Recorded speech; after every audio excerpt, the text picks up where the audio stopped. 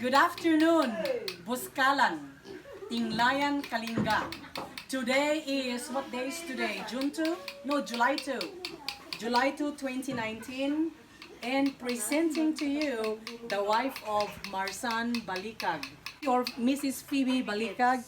And she is tattooing or putting an ink on Joey from Bilabao, Mountain Province. Oh well, it's a cross. Member of ECW ka naman. Yeah. Ay! Lagyan mo ng Yeah, ano. member of Pili. ECW. And look at that. He got his first ink with Apo Whang-od. That was the signature, the 3 dots, and now the cross. So if you come here in Buskalan and you want your own design, you can look for Phoebe or Marsan Balicag's wife, and she can do it for you. Any design will do. I am seated behind the successor of Apo Whang-od, no other than Phoebe Balicag. Okay, side mo. Ay apo na, di ba?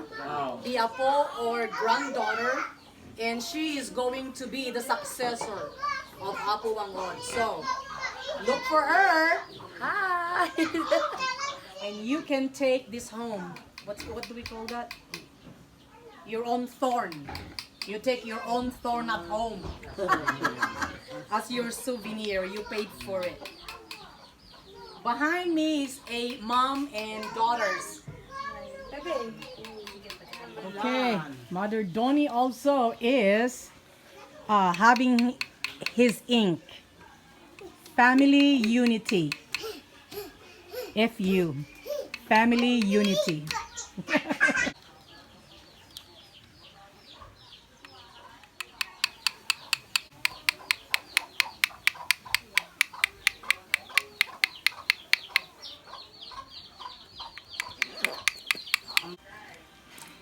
Finished product of family and unity.